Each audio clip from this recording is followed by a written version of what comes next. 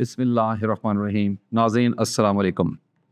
नाज़रीन, जब सच्चाई सामने आती है तो उसकी गूंज सरहदों को पार करती हुई दुनिया के पूरे कोनों कोनों तक पहुंच जाती है। उसकी चमक बहुत दूर तक चली जाती है। भारत के vice chief of army staff general Rahul Singh ने जो बातें अपनी प्रेस कॉन्फ्रेंस में कहीं, वो पूरे खित्ते के लिए इस वक्त एक इंकशाफात का बहुत बड़ा एक जंगल बन चुकी हैं। आज के इस प्रोग्राम में हम ये जानेंगे कि आखिर जनरल राहुल सिंह ने ऐसे कौन से इंकशाफात किए, ऐसी कौन सी बातें कही हैं कि जो इस वक्त भारतीय हुकूमत और भारतीय फ़ौज इन दोनों के लिए शर्मिंदगी का सबब बन चुकी हैं। हुकूमत और फ़ौज ये आमने सामने आकर खड़े हो चुके हैं और इनके बीच में ठन चुकी है। लेकिन इससे पहले कि हम प्रोग्राम के अगले फेज़ में जाएं, मैं चाहता हूं कि आप मेरे प्रोग्राम को लाइक करें, शेयर करें, सब्सक्राइब करें मेरे चैनल को, कमेंट सेक्शन में अपने कमेंट ज़रूर दीजिएगा। नाज़रीन, लेफ्टिनेंट जनरल राहुल सिंह जो कि vice chief of army staff हैं इंडियन आर्मी के, उन्होंने 4 जुलाई 2025 को एक प्रेस कॉन्फ्रेंस में एक बड़े ही अजीब व गरीब किस्म के इंकशाफात का एक जाल था जो सब लोगों के सामने खोल के रख दिया। उन्होंने अपनी इस प्रेस कॉन्फ्रेंस के दौरान इस बात को तस्लीम किया कि जो मई 2025 की जंग थी, जो कि एक कॉन्फ्लिक्ट था पाकिस्तान और भारत का, इसमें वो पाकिस्तान यानी कि एक दुश्मन के साथ नहीं लड़ रहे थे बल्कि 2 दुश्मनों के साथ लड़ रहे थे। और वो दूसरा दुश्मन उन्होंने बताया कि वो चाइना था, जो पाकिस्तान को मुसलसल हर किस्म की वो इंफॉर्मेशन शेयर कर रहा था। हर किस्म की खुफिया जो इंफॉर्मेशन उनको अपने सैटेलाइट के थ्रू मिल रही थी, वो पाकिस्तान के साथ शेयर कर रहा था। ये कोई मामूली बयान नहीं था जो उन्होंने दिया, क्योंकि ये वो शख्स है जो कि दुनिया की एक बहुत बड़ी जमहूरी ताकत, उसकी फ़ौज का नायब सपा सालार है। चीफ ऑफ आर्मी स्टाफ के फ़ौरन बाद जो सीनियर मोस्ट ऑफिसर होता है, ये जनरल राहुल सिंह इस वक्त वो शख्सियत हैं। और उनका ये बयान इस मौके पर ये आना, ये एक बहुत बड़ी अहमियत का सबब बनता है। और उन्होंने इस बात पर को तस्लीम किया कि इस जंग के दौरान पाकिस्तान को भारत की तमाम जंगी मूवमेंट्स के बारे में पल पल की खबर मिल रही थी, और ये खबरें पाकिस्तान को और कोई नहीं बल्कि चाइना प्रोवाइड कर रहा था।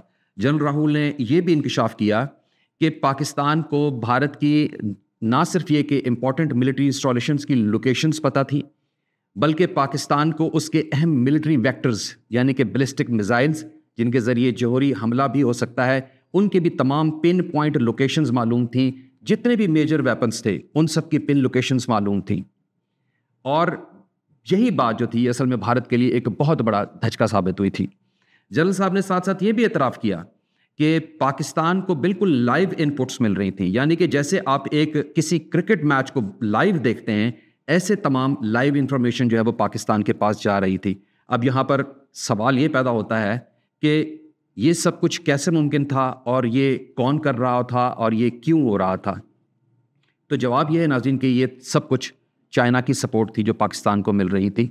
और चाइना ने क्या किया कि चाइना ने भारत का जो दिफाई निज़ाम था उसको पहले डीकोड किया, और डीकोड करने के बाद हर वो इंफॉर्मेशन जो उनको मिल रही थी वो स्ट्रेट अवे वो पाकिस्तान को पास ऑन कर रहे थे।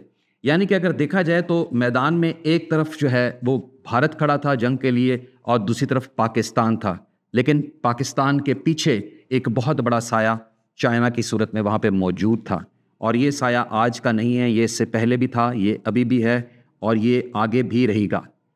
और सिर्फ बात यहाँ तक ख़त्म नहीं होती है, बल्कि जनरल राहुल ने इस बात का भी इतराफ़ किया कि भारत के कई इंपॉर्टेंट वेपन जिनके ऊपर बिलियंस ऑफ डॉलर्स जो है वो लगाए गए भारत की तरफ से, उन्होंने ऐन उस वक्त के ऊपर जब उनको बहुत सख्त ज़रूरत थी उन्होंने काम करना छोड़ दिया। यहाँ पे फिर एक बहुत बड़ा सवाल पैदा होता है भारत की उस टेक्नोलॉजी के ऊपर, भारत की फ़ौज के ऊपर, भारत की जो स्ट्रेटेजिक एबिलिटीज़ हैं उनके ऊपर भी एक बहुत बड़ा फिर ये क्वेश्चन रेज हो जाता है। नाज़रीन, असल में देखा जाए तो ये जो शिकस्त हुई थी भारत को, ये कोई सिर्फ उनके हथियारों की शिकस्त नहीं थी, ये उनकी इंटेलिजेंस की शिकस्त थी, ये उनकी एक मिलिट्री स्ट्रैटेजी जो होती है, ये बेसिकली उसकी प्लानिंग की भी बहुत बड़ी एक शिकस्त थी। जबकि दूसरी तरफ जो पाकिस्तान की जीत थी, वो सिर्फ पाकिस्तान की जीत नहीं थी, वो पाक चाइना फ्रेंडशिप की एक बहुत बड़ी जीत थी। एक दौर था जब एशिया में जो ताकत का जो एक मंबा है, या ताकत का एक मरकज़ जो है वो दिल्ली हुआ करता था, मगर अब याद रखें कि अब वो ताकत का मरकज़ जो है वो इस्लामाबाद और बीजिंग बन चुका है। अब सवाल ये पैदा होता है कि जो इतने ज़्यादा एतराफ़ात जनरल साहब की तरफ से हुए हैं, एक बहुत बड़ी इंपॉर्टेंट पर्सनैलिटी हैं, बड़ा इंपॉर्टेंट ओहदा है उनके पास, वो vice chief of army staff हैं, और उन्होंने ये तमाम जो इंकशाफात किए, उससे पहले ऑलरेडी कैप्टन जो शिव कुमार हैं, नेवी कैप्टन, उसने भी कई इंकशाफात किए थे।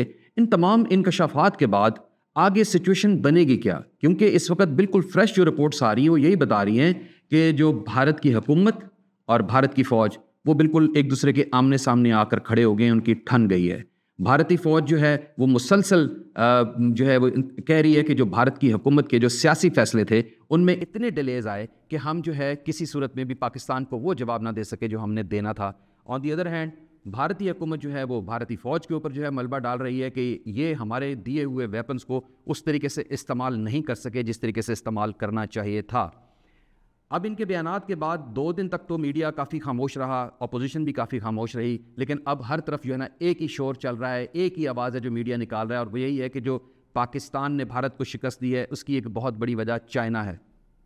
अब यहाँ से ये बात तो कंफर्म होगी कि चलें आपने ये मान लिया कि भारत को शिकस्त हुई है, आपने चलें ये तो मान लिया कि हमारे राफेल तैयारे यानी कि भारत के राफेल तैयारे गिरे हैं, आपने कम से कम ये तो मान लिया कि हमारे S-400 भी तबाह हुए हैं, वरना इससे पहले तो बिल्कुल टोटली डिनायल था, कोई इस बात को मानने को तैयार नहीं था।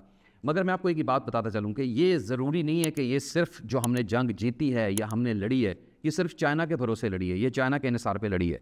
हमारी अपनी फ़ौज, हमारी नेवी और हमारी एयरफोर्स, हमारा एयर डिफेंस सिस्टम, हमारी इंटेलिजेंस, ये हैंड इन ग्लव्स की तरह इन्होंने काम किया है और इस ऑपरेशन को इन्होंने इंतहाई सक्सेसफुल इसी वजह से पहुँचाया। और आज मैं यहाँ पर बैठ के आपके साथ जो बात कर रहा हूँ कि भारत को शिकस्त हुई है वो इसी वजह से कर रहा हूँ कि इन्होंने बहुत मिलजुल के काम किया। ये जो राफेल तैयारे गिराए हैं ये चाइनीज़ पायलट्स ने तो नहीं गिराए, हमारे पायलट्स ने गिराए हैं। अगर आपके S-400 तबाह हुए हैं तो वो चाइनीज़ ने तो नहीं तबाह किए, वो तो हमने तबाह किए हैं। अगर आपके इंपॉर्टेंट जितनी भी मिलिट्री इंस्टॉलेशंस हिट की हैं हम लोगों ने तो वो कोई चाइना ने तो नहीं किए, वो हमने किए हैं। तो इसमें ये नहीं कि सारा क्रेडिट चाइना को जाता है, डेफिनेटली जाता है क्रेडिट, बट ज़्यादा क्रेडिट जो है वो हमारी फ़ौज, हमारी एयरफोर्स को जाता है। अब बात करते हैं कि ये जितनी भी मैंने बातचीत की है, इससे पहले भी मैं अपने प्रोग्राम्स में ये बात कर चुका हूँ कि देखिए जंगें जो है ना वो सिर्फ वेपन्स की बेस पे नहीं लड़ी जा सकती हैं। जितनी मर्जी आप वेपन्स खरीद लें, जितने मर्जी आप पैसा लगा दें ऊपर, जंगें जो है वो दिमाग से लड़ी जाती हैं। आप किस तरह की मिलिट्री स्ट्रेटेजिक प्लानिंग करते हैं, ये सब इसकी बातचीत होती है। जब आप अपने एक्यूरेसी के साथ जब तक आप मूव नहीं करते, एक टाइमिंग जो आपने सेट की होती है कि इस टाइम पे अटैक करना है, इस टाइम पे डिफेंड करना है, और उसका मिलिट्री स्ट्रेटजी के साथ जब अलायंस होता है तब आप ये जंगें जीत सकते हैं। ये उन इत्तेहादों से लड़ी जाती है कि जो कोलिशन में आपके साथ मुल्क हैं वो किस हद तक आपको सपोर्ट करते हैं अगर आपके ऊपर जंग इम्पोज हो जाए, ये उनसे लड़ी जाती हैं। अब सिंपल से ही आपको एक मिसाल देता हूँ। पाकिस्तान के DGMO और भारत की DGMO के दरमियान आपस में टेलीफोनिक बातचीत हुई जब ये जंग ऑलरेडी चल रही थी। DGMO जो है वो DG basically military director general military operation होता है, और ये एक बहुत इंपॉर्टेंट स्लॉट होती है। ये वो DG होते हैं जो कि जिनके पास पूरी बैटल का प्लान होता है, जिन्होंने पूरी जंग लड़ानी होती है under the supervision of chief of the army staff. इन दोनों DGs के बीच में टेलीफोनिक बातचीत हुई, और जब पाकिस्तान के DGMO ने भारत के DGMO को ये बताया कि हमें एग्जैक्टली आपके तमाम मिज़ाइल्स की, बैलिस्टिक मिज़ाइल्स की, आपकी तमाम इंपॉर्टेंट मिलिट्री इंस्टॉलेशंस की लोकेशंस पिन पॉइंट 100% पता है, तो फिर आगे से सिर्फ खामोशी थी। क्यों? कि DGMO इंडिया को ये समझ आ चुकी थी कि अगर हमारे दुश्मन को हमारे इन बैलिस्टिक मिज़ाइल्स की, हमारी इन चीज़ों की 100% इंफॉर्मेशन मिल चुकी है, तो फिर अब ये मिज़ाइल्स हम चलाने के काबिल नहीं रहे।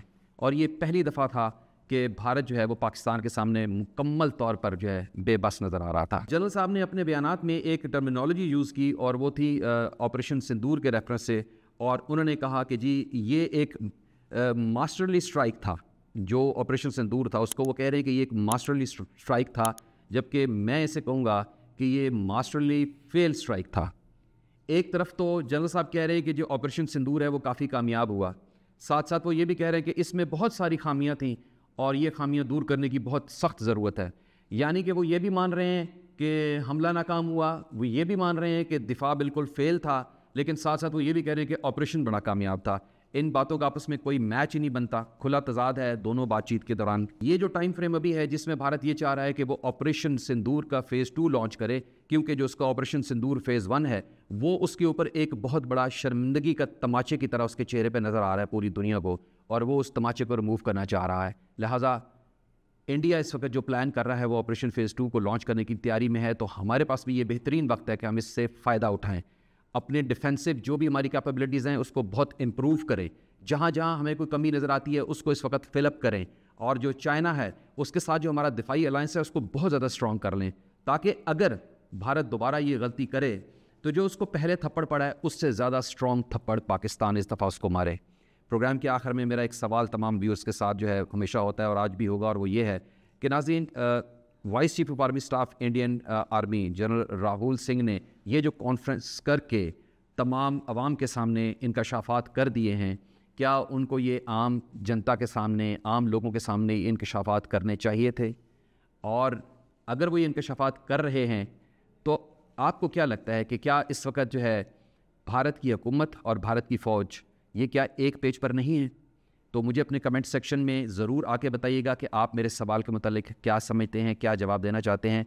आज के प्रोग्राम में इतना ही, कल हाज़िर हो जाऊंगा एक नए प्रोग्राम के साथ। लेकिन मैं चाहता हूं कि अगर आपको मेरा प्रोग्राम पसंद आता है तो उसको लाइक करें, शेयर करें, सब्सक्राइब करें मेरे चैनल को। दोबारा मुलाकात होगी कल किसी नए टॉपिक के साथ। अल्लाह हाफ़िज़।